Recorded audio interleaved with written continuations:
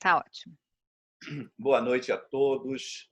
Meu nome é Jadelson Andrade. Hoje são 3 de agosto de 2020. Nós estamos iniciando mais uma série de entrevistas promovida pelo Instituto de Ensino e Pesquisa do Hospital da Bahia, coordenado por doutora Mariana Andrade. E essas entrevistas têm por objetivo levar uma informação qualificada, uma informação de primeira linha, científica, trazendo entrevistados de formação científica e de pesquisa, para que nós possamos, dessa forma, contribuir para reduzirem muito as informações inadequadas, os fake news, que tanto criam mais uma turbulência do que ajudam a população brasileira. Sendo dessa forma, hoje nós vamos ter, eu tenho o privilégio de entrevistar a doutora Marjorie Ducini, médica reumatologista do Hospital das Clínicas da Faculdade de Medicina de São Paulo e diretora médica do laboratório Pfizer Brasil. Marjorie, seja bem-vinda. Muito obrigada, doutor Jadelson. Agradeço muito pelo convite, pela oportunidade. Muito obrigado por ter aceito o nosso convite. Marjorie, após mais de 5 meses convivendo com isolamento social, que é uma novidade para a população, você colocar pessoas sadias isoladas em casa, e após milhões de casos no mundo inteiro diagnosticados e centenas de milhares de mortes, a esperança da população brasileira e da população mundial se atém à chegada da vacina. Você, como diretora médica da Pfizer e responsável por uma das vacinas em fase mais avançadas em teste no mundo, e que inclusive incluiu a Bahia, não é? Pessoas da Bahia para participar dessa fase, certamente vai nos trazer, nessa entrevista, informações importantes para esclarecer dúvidas sobre elas. E aí eu gostaria de fazer a primeira colocação. Desde que foi decifrado o genoma do novo coronavírus, o SARS-CoV-2, os laboratórios em todo o mundo passaram a investir na produção de uma vacina.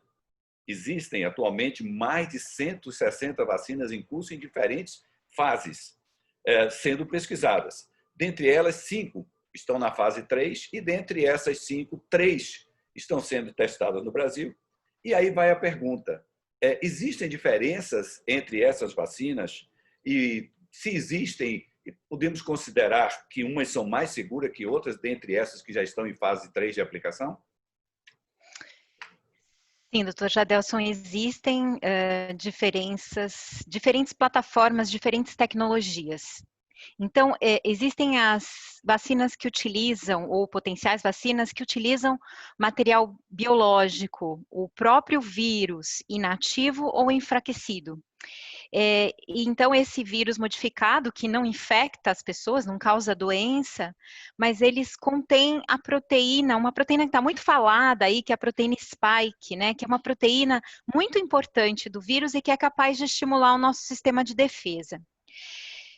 Existem também vacinas, né, que utilizam o que as pessoas têm falado bastante também na mídia, que se chama vetor. O que é o vetor? É um outro vírus geneticamente modificado, e nesse caso é um adenovírus, né, que está sendo utilizado como plataforma para algumas vacinas.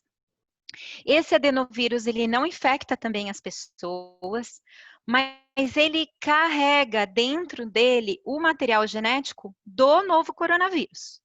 Então, é um vírus que tem uma parte do adenovírus não infectante, né, que não causa doença, só que dentro dele o material genético do coronavírus. E aí esse adenovírus, ele vai expor ao organismo a proteína spike também, falando dela de novo, né?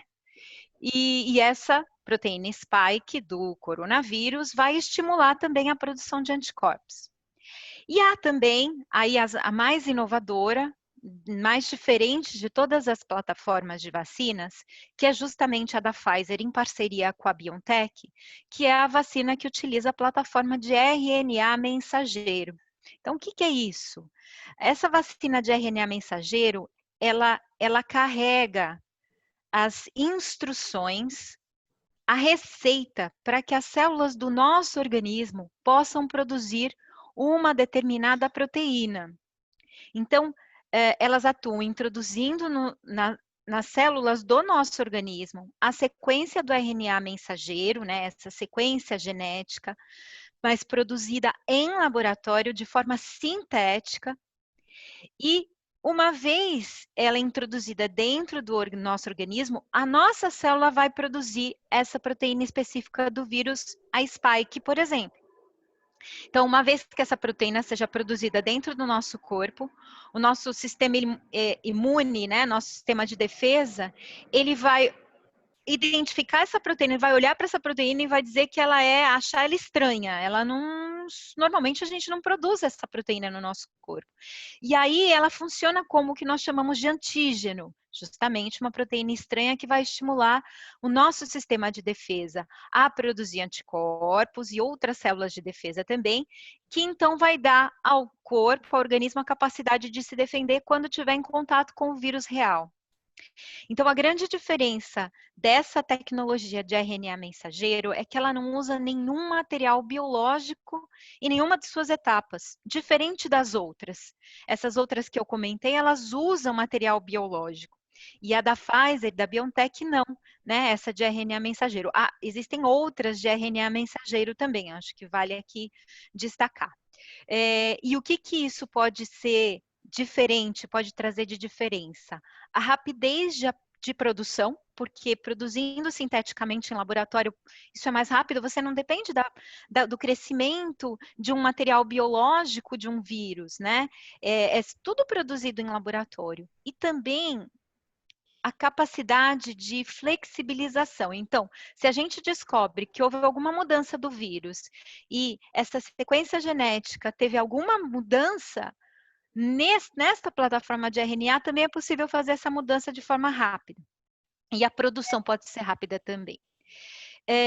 Ainda não é possível dizer se uma será mais segura que a outra. A gente está falando de diferenças em relação à tecnologia, mas a diferença em relação à segurança ou à eficácia, a gente ainda não tem como falar nesse momento. Por isso é tão importante os testes clínicos, né? Os testes clínicos que já aconteceram de fase 1 e fase 2 são justamente os que vão avaliar a segurança dessas vacinas. Mas, para ter certeza, a gente precisa avançar nos testes, para então, nos testes de fase 3, a gente conseguir saber qual é a segurança e aí já saber, sim, qual é a eficácia dessas vacinas. Perfeito. Além da geração de anticorpos, também já tem sido observado com a aplicação desse modelo de vacina que você descreve, usando o RNA mensageiro, também de estímulos à produção de células T, que são células importantes dentro do sistema imunológico. Complemente, por favor, a sua resposta, apenas nos falando um pouquinho também desse novo personagem que a população começa a ouvir falar agora, que nós já conhecemos de outros vírus, né, de outras situações, sobre as células T e a importância que elas têm quando estimuladas também para ajudar a fortalecer o sistema imunológico e, consequentemente, combater o vírus. Sim, doutor Jadelson, as células T, elas fazem parte deste grande exército, é uma outra frente desse exército de defesa do nosso organismo. Então, tem os anticorpos, que vêm aí a partir de células B, que são produzidos pela estimulação dessas células B, e as células T, tem se falado bastante, principalmente o CD8. Então, agora, justamente nesse momento, e com os resultados dos estudos fase 1, fase 2, que se foi possível identificar que, além dos anticorpos de células B, também as células T têm grande importância para compor essas linhas de defesa do nosso organismo. No caso da Pfizer e da BioNTech, ainda não são todos os dados que foram publicados. Então, o que nós temos são alguns dados de fase 1, fase 2 que já foram tornados públicos, que graças a esses dados foi possível avançar para a fase 3, Mas os detalhes desses estudos fase 1, fase 2 vão ser publicados em breve, porque estão sendo revisados, né, por outros que a gente chama de peer review, né, ou análise de pares, antes de ser publicado. Mas sim, são muito importantes, né, dentro das células de defesa aí dos anticorpos, o que nós chamamos de anticorpos neutralizantes, que são capazes então de neutralizar o vírus, né? E os linfócitos T e principalmente CD8, que tem se falado bastante também. Ok, você falou nas fases de um estudo de pesquisa científica e a gente sabe que os protocolos de produção de uma vacina são muito rigorosos, porque ela tem que obedecer a 2 princípios, que é a segurança e a eficácia. E você fala na fase 3. Defina para a gente, para a população, o que exatamente está na fase 3 e qual é a importância e o que significa e a importância que tem estar na fase 3. Sim, para falar um pouquinho de fase 3, eu acho que é legal contextualizar as fases anteriores para a gente entender as diferenças, né? Sempre, e aí falando de forma geral, tanto para vacinas como para fármacos, né, para medicamentos, existe uma fase inicial que é chamada de fase pré-clínica, normalmente realizada em modelos animais ou em laboratório, né, em testes laboratoriais. Essa fase pré-clínica terminada, então, essa fase pré-clínica, onde se estabelece que este medicamento ou essa vacina, ela é segura para ser usada em voluntários humanos, então é iniciada a fase clínica, a pesquisa clínica. Então, a investigação, o teste em seres humanos começa a partir da fase clínica. Então, a pesquisa clínica, ela envolve normalmente 4 fases. A fase 1, na qual é então identificada a tolerabilidade, utilizando doses crescentes do medicamento ou da vacina. Então, vários esquemas de doses para se identificar a tolerabilidade. Então, a segurança em fase 1. Essa fase, ela envolve um número... Segurança, desculpa, implica na ocorrência ou não de efeitos de colaterais efeitos da aplicação colaterais. da vacina. Só para ficar claro para a Isso. população.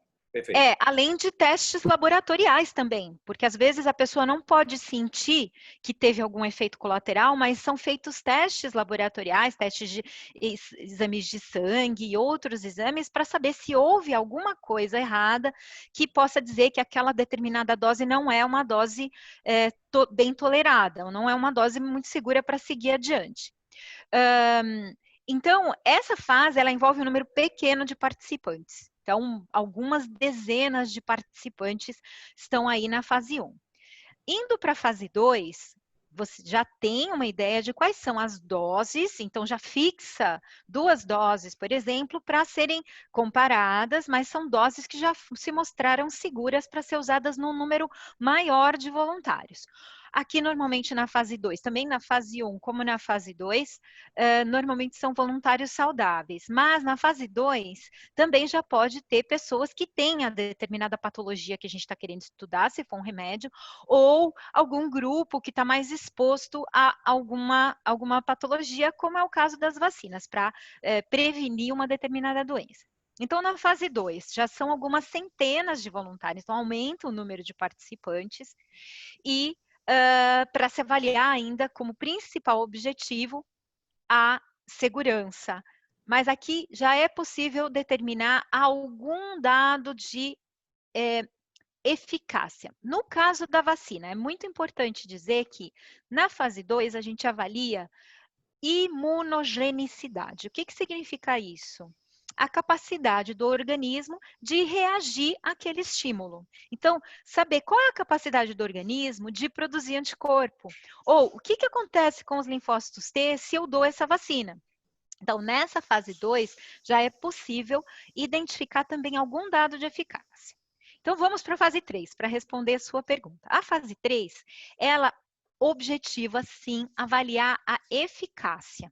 e continuar monitorando muito de perto os efeitos colaterais. Então, nós estamos falando na fase 3 que a fase 3 tem que ter um número maior de voluntários, grande número de voluntários, alguns milhares de voluntários, chegando até, como é o caso dessa pesquisa da BioNTech e da Pfizer, a 30 mil voluntários. Veja que nós estamos falando de um universo grande, porque aqui nós queremos, número 1, avaliar se num número grande de participantes o perfil de segurança daquela vacina ou daquele medicamento continua sendo tão bom quanto se avaliou na fase anterior, na fase 2, e também para poder acelerar e ver os resultados com mais rapidez.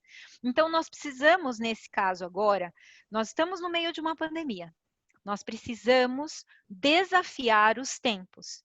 E uma forma de desafiar os tempos é aumentando o número de participantes. Então, nós estamos falando de 30 mil voluntários nessa pesquisa da Pfizer. Então, a fase 3 é a fase mais adiantada antes da submissão regulatória. Por isso que ela é tão importante, tão crítica. Porque é aqui na fase 3 que nós vamos determinar qual é continuar determinando qual é a segurança num número maior de voluntários e aqui mais importante do que em outras fases é a avaliação da eficácia. E aqui a eficácia não é falando só de testes laboratoriais, como eu falei na fase 2. Aqui a eficácia sabendo que se o indivíduo que tomou vacina for exposto ao vírus na vida real, ele vai estar imune, ele não vai pegar a doença. Então, esse é o objetivo do fase 3, agora falando especificamente dessa pesquisa da Pfizer e da BioNTech, que vai, então, envolver o Brasil e um centro de pesquisa da Bahia. Perfeito. Então, o que a gente observa, olhando historicamente, é que a produção de uma vacina ela leva um tempo muito prolongado. Pode levar 15 anos, né? 10 a 15 anos. As vacinas para a Covid-19 estão sendo produzidas quase que, nós diríamos, num fast track, não é? Isso, naturalmente, a explicação é a pandemia, que você já expôs, não é? O número de pacientes que estão disponíveis para serem testados, o que leva um contingente muito grande, não é? de pacientes disponíveis, mas, com certeza, isso não irá, que é uma preocupação da população, não irá comprometer os princípios básicos da vacina, que são a sua segurança e eficácia, que também você referiu. Então, a preservação da segurança e, sobretudo, da eficácia, porque não adianta produzir uma vacina que ela não seja eficaz de cumprir o seu papel de estimular a imunogenicidade dos pacientes, sobretudo estimular a produção de anticorpos, células T, enfim, outros membros das defesas orgânicas, colocando de uma forma mais simples. Então, essa velocidade ela está sendo feita, mas com muito critério, com muita segurança dos laboratórios que estão envolvidos, inclusive a BioNTech Pfizer, no sentido de produzir uma vacina eficaz e que possa ajudar a população exatamente a ter o que ela espera, que é a possibilidade de ser vacinada e de se liberar do isolamento social. É mais ou menos isso, doutora? Isso mesmo, sem dúvida, doutor Jadelson. Então, significa acelerar as etapas, desafiar os tempos, mas sem pular as etapas. Muito importante é seguir os mais altos níveis de segurança e qualidade. Então, devido à urgência, claro, da questão, todas as empresas estão se desafiando a avançar com as pesquisas dentro de um cronograma acelerado, o que significa pensar de forma criativa sobre que coisas podem ser feitas de forma paralela. Então, aqui eu vou dar um exemplo. O estudo da Pfizer e da BioNTech, esse estudo são 4 vacinas sendo avaliadas ao mesmo tempo. Então, começa aqui. Nós estamos avaliando 4 simultaneamente. Estudo fase 1 e fase 2 sendo feito também ao mesmo tempo. Então, a primeira fase é fase 1, fase 2. Não é fase 1, termina a fase 1 e entra a fase 2. Então, é desenhar um estudo clínico com os mais altos preceitos de segurança e qualidade, mas que tenham características de 2 fases num único estudo. Então, fase 1, fase 2. E agora, essa fase que vai começar, que é a fase 3, na verdade, ela é uma fase 2B3. Nós estamos chamando de 2B3 porque ela tem características de fase 2 avançada e de fase 3. Então, é trabalhar de forma acelerada, sem pular etapas. Perfeito. Essa via rápida que você comentou, né, a fast track, aconteceu isso, houve uma designação da autoridade sanitária dos Estados Unidos, né, do FDA. Isso significa, na verdade, que se a vacina se mostrar, né, que se aprovada, a vacina ela satisfaria uma necessidade não atendida. Então, nós estamos vivendo num momento de uma necessidade médica não atendida. Então, a autoridade regulatória se compromete, junto com a Pfizer e com a BioNTech, a facilitar e acelerar o desenvolvimento e a produção, e acelerar a análise do dossiê para aprovar o medicamento. Então, não significa pular etapas, de novo, significa acelerar as etapas, mas nunca pular etapas. Tudo que está sendo feito por todas as empresas seguem as boas práticas de pesquisa clínica, que é um preceito mundial de proteção dos participantes e de qualidade de dados. Então, tudo isso é muito importante, como o senhor mesmo ressaltou. O que nós entendemos, então, é que, em função dessa emergência sanitária mundial, esses protocolos de pesquisa, dentro do rigor científico que lhes é exigido, eles podem juntar fases, a fase 1, 2 podem ser juntadas, 2B, 3 podem ser juntadas, porque existe uma emergência sanitária, como disse, mas também existe disponibilidade de pacientes em grande número, em grande De voluntários, escala, exatamente. para serem testadas, e isso permite avaliar com mais velocidade os efeitos, possíveis efeitos colaterais da segurança da vacina e a sua eficácia em produzir aquilo que se espera, que é o sistema imune sendo ativado. Muito bem. Então, passado a fase 3, então, chegamos então ao tempo de aprovação pelos sistemas reguladores dos países, e aí a produção da vacina, a vacina sendo produzida em larga escala, disponibilização para a população. E aí eu teria duas questões para lhe fazer nesse tópico.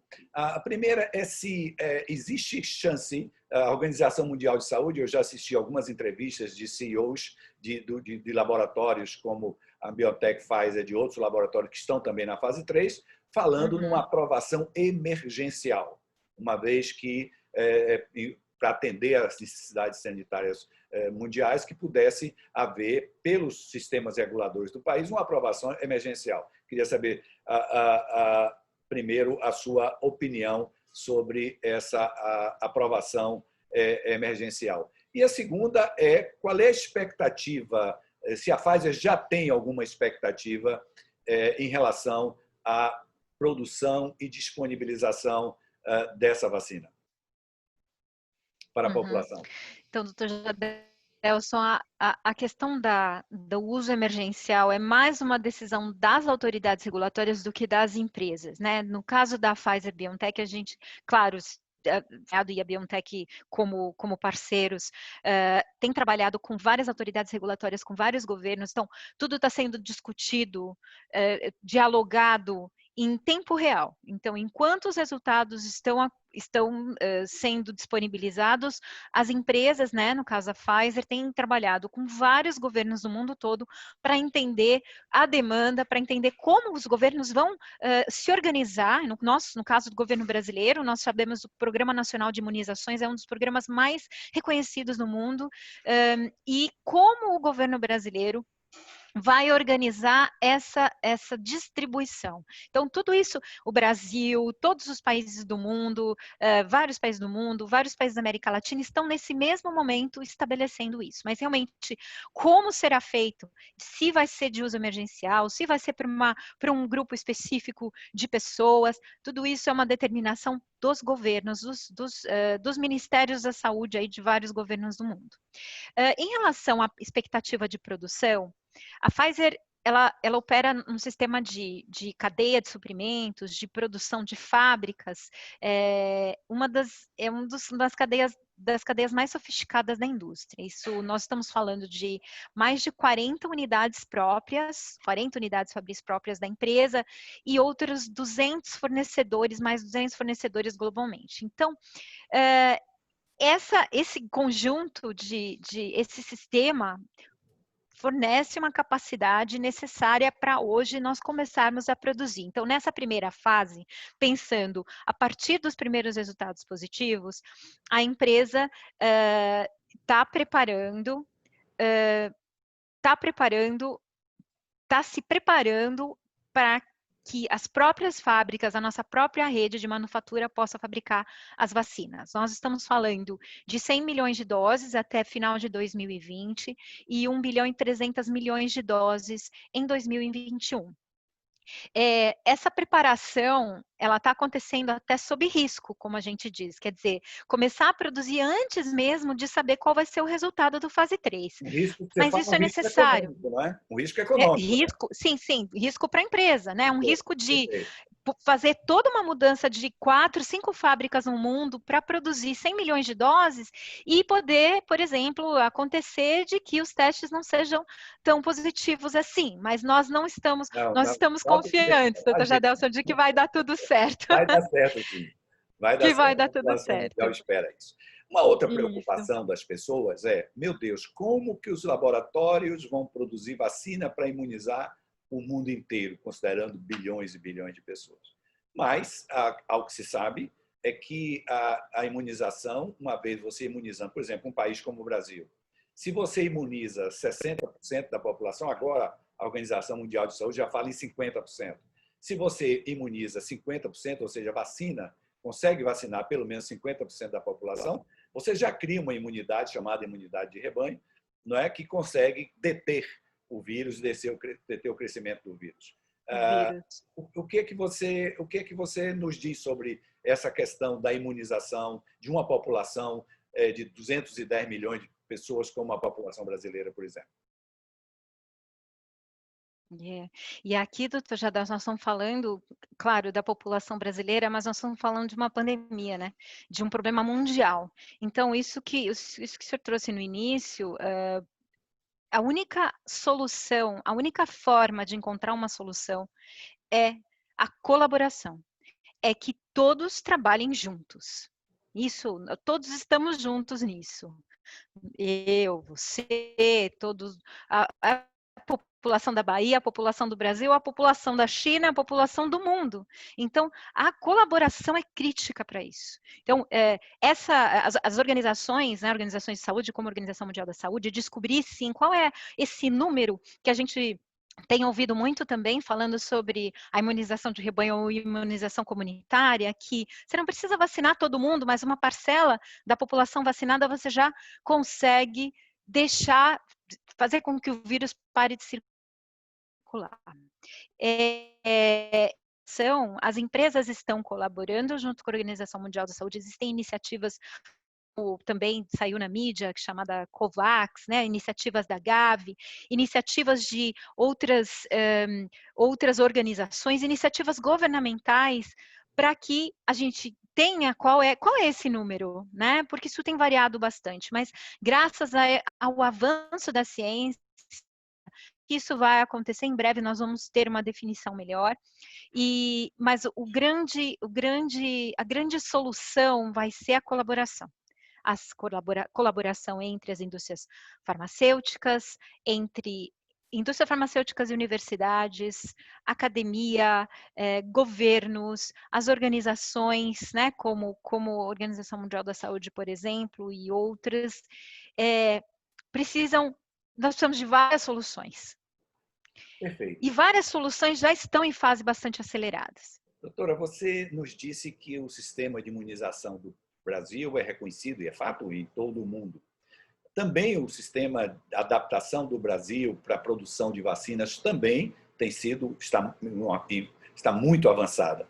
Existe possibilidade ou expectativa de que a BioNTech Pfizer possa disponibilizar também a produção da vacina no Brasil para facilitar o acesso da população brasileira a essa vacina? Adelson, nesse momento, o fato é que essa tecnologia é uma tecnologia nova. Então, se nós olharmos hoje as tecnologias que já estão disponíveis nas